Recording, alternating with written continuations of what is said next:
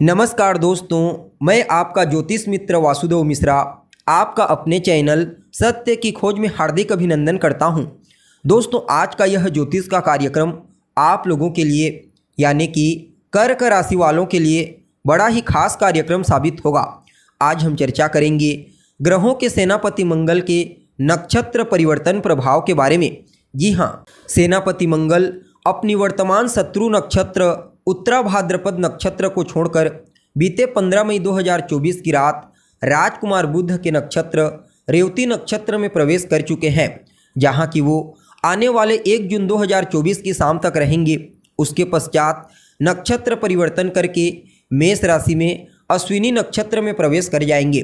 अब देखा जाए तो सेनापति मंगल अभी तक अपने शत्रु के नक्षत्र में ही गोचर कर रहे थे, लेकिन वहाँ पर राहु थे और राहु शनि के समान होते हैं, इसलिए सकारात्मक परिणाम के लिए जितना बेहतर पोजीशन मंगल के लिए होना चाहिए था उतना नहीं हो पा रहा था। लेकिन अब जैसे ही सेनापति मंगल ने नक्षत्र परिवर्तन किया है, वैसे ही उनके बल में विशेष रूप से वृद्धि हो गई है, जिसके चलते अब आने वाले 1 जून 2024 तक सेनापति मंगल का डंका बजेगा। जी हाँ, तो ऐसे में बड़े विस्तार के साथ जानने का प्रयास करेंगे कि आपके लिए सेनापति मंगल का यह नक्षत्र परिवर्तन जीवन के किन किन क्षेत्रों में आपको विशेष तौर पर सफलता प्रदायक साबित होगा, लाभ प्रदायक साबित होगा, जीवन के किन किन क्षेत्रों में आपको विशेष तौर पर सावधानी बरतने की आवश्यकता होगी। साथ ही साथ सेनापति मंगल के इस नक्षत्र परिवर्तन प्रभाव को और ज़्यादा बेहतर परिणाम प्रदायक बनाने के लिए क्या उपाय आपको करना चाहिए, ये सभी प्रकार की जानकारी विस्तार पूर्वक आज के इस ज्योतिष के कार्यक्रम में आपको बताएंगे। इसलिए कार्यक्रम को बिना मिस के अंत तक देखने का प्रयास कीजिए। और अगर आप अपनी जन्म कुंडली पर हमसे परामर्श लेना चाहते हैं तो डिस्क्रिप्शन बॉक्स और वीडियो के अंदर आपको हमारा कॉन्टैक्ट नंबर मिल जाएगा, जहां से आप या तो डायरेक्ट फ़ोन कॉल के थ्रू या फिर व्हाट्सएप के माध्यम से अपॉइंटमेंट लेकर अपनी जन्म कुंडली का विस्तार पूर्वक अध्ययन करवा सकते हैं। जी हाँ, तो दोस्तों, मंगल कौन है? मंगल तो हिम्मत, पुरुषार्थ, पराक्रम, ऊर्जा, साहस, हथियार, वाद विवाद, क्रोध और अहंकार है। मंगल अपने इन्हीं कारकत्वों के चलते हमारे जीवन के विभिन्न पहलुओं को नियंत्रित करते हैं।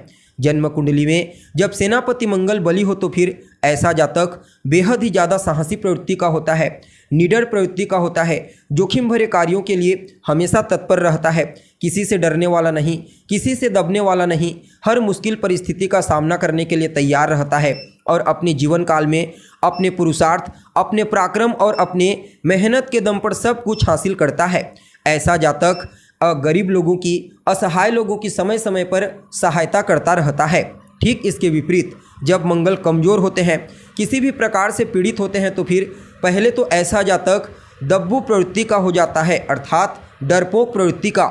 छोटी छोटी समस्याओं से शीघ्र घबराने लगता है, मुश्किल परिस्थिति का सामना नहीं कर पाता और न ही अपने जीवन काल में कोई विशेष ऊंचाई हासिल कर पाता है और छोटी छोटी बातों में क्रोधित हो जाता है। इसलिए सेनापति मंगल का बलवान होना बेहद आवश्यक माना जाता है, चाहे फिर जन्म कुंडली में हो या फिर गोचर कुंडली में। जी हाँ, अब देखा जाए तो सेनापति मंगल अपने शत्रु के ही नक्षत्र में गोचर कर रहे हैं, लेकिन यहाँ पर राजकुमार बुध और मंगल एक दूसरे के साथ परिवर्तन योग में है और सेनापति मंगल देवगुरु बृहस्पति और सम्राट सूर्य के साथ तीसरे 11वें का कॉम्बिनेशन बना करके नक्षत्र परिवर्तन किए हुए हैं।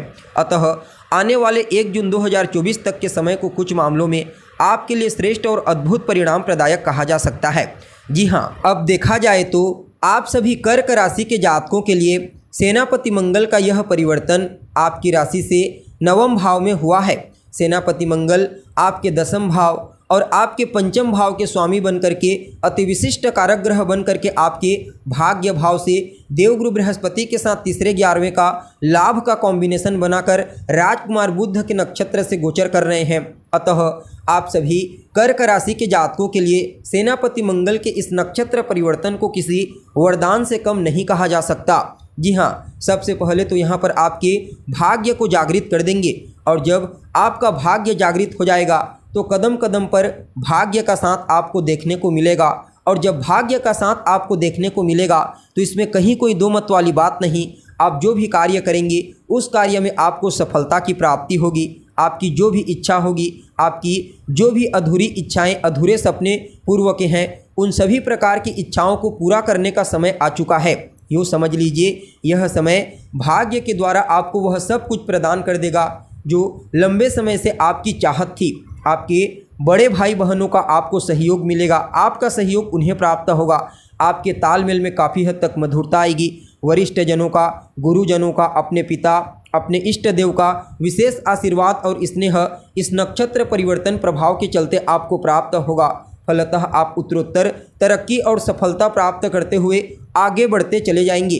धार्मिक क्रियाकलाप, पूजा पाठ, धर्म, जप तप, अनुष्ठान इत्यादि के क्षेत्र में आप इन्वॉल्व होंगे, जहां पर आपको काफ़ी हद तक मानसिक शांति की प्राप्ति होगी। जो जातक लंबी दूरी की यात्रा करना चाहते हैं, विदेश यात्रा करना चाहते हैं, उन लोगों को कुछ नए अवसरों की प्राप्ति होगी। अब यहाँ पर सेनापति मंगल अपनी चतुर्थ दृष्टि से आपके 12वें भाव को, सप्तम दृष्टि से आपके तीसरे भाव को और अष्टम दृष्टि से आपके चतुर्थ भाव को देख रहे हैं। अतः इस समयावधि में आप विशेष पुरुषार्थ करेंगे, पराक्रम करेंगे, मेहनत करेंगे और उसी के बदौलत आपकी इच्छाएं पूरी होती चली जाएंगी। आपकी भौतिक सुख सुविधाओं में वृद्धि होती हुई नज़र आ रही है। चाहे भूमि हो, भवन हो या फिर मकान हो या फिर वाहन हो, उसमें अवश्य ही आपको इस नक्षत्र परिवर्तन प्रभाव के चलते वृद्धि देखने को मिलेगी। जी हाँ, यह समय न सिर्फ आपके पराक्रम और पुरुषार्थ में वृद्धि करेगा, बल्कि आपके कम्युनिकेशन स्किल्स, आपके बौद्धिक क्षमता में भी वृद्धि करेगा, जिसके चलते हर कार्य में आपकी इंटेलिजेंसी, आपकी प्रतिभा लोगों को नज़र आएगी। खास करके मिलिट्री, सेना, पुलिस फोर्स इत्यादि के क्षेत्र में जो कार्य करते हैं, मीडिया के क्षेत्र में, बैंकिंग के सेक्टर में, मैनेजमेंट के क्षेत्र में जो कार्यरत हैं, उन सभी लोगों के लिए सेनापति मंगल के इस नक्षत्र परिवर्तन को बड़ा ही अद्भुत और श्रेष्ठ कहा जा सकता है। आपको कोर्ट कचहरी के चक्करों से बाहर निकालेंगे और निवेश के दृष्टिकोण से भी समय बड़ा ही उत्तम साबित होगा।